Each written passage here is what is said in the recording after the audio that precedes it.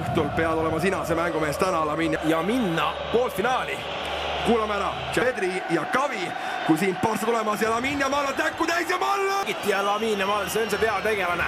Milline esimesele 35 sekundit oli jalg, see Atletico koosseis jääbki talle lugemata.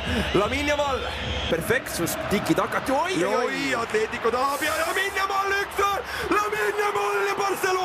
Mark Pubidi ei ole täna kaadri tõttu, seal on Brastel ja Lenglet. Hargi vahel selle palli ära anda ja siis paneb Yamal. Aga Lenglet, endine Barca mees. Endine Barca. Barcelona on tagasi siin baaris. Aga ei meil kindlasti. Varba otsaga läks suskas ära ja pettis seal Juan Musso ära, et ei läinud seal jõuga lööma või suunama seal hullult. Ja tuleb Yamal, on tahtnud. Siin eemal oli.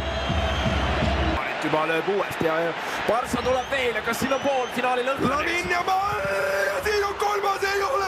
Oli see 2019–2022 jälle noormees saada siin sotsiaalmeedias huvitavaid pilte ja Barcelona kõrgekaitseni, aga nüüd Lamin Yamali kord. Tanta Kudurat teha, Yamal tuleb jätkuvalt. Atletile ja Barcale ja Realile tähendab kanda. Juba astuvad, samal ajal aga Turpänil kas vilenud koju nüüd, Pariisi. Samal ajal Barca tuleb, Lamin Yamal kogub tuur ülesse, Yamal. No Simeone nüüd, Barri telekas. No Lamin juba võmrid üle.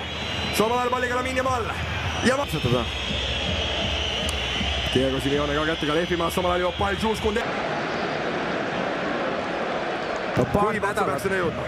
Paar nädalat võib-olla veel või midagi sellist, et eks ta varsti minu meelest mänginud, kui ta on olnud vormis, aga Cancelot hetkel Flick usaldab rohkem kui siin. Lamin Yamali tasa.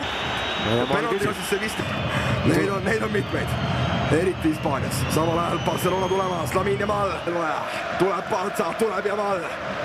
Lamin Yamal. Söötar selle Barca läba tõi, kui finaalis oli otsuseks Torino Juventus tõepoolest. Olid ajad. Hetke seisuga ikkagi Atletico veel on poolfinaali minemas. Hetkel pääsid, aga no Lamin Yamal tahab seda asja siin muuta. Yamal tulemas palliga ja no võetakse pään.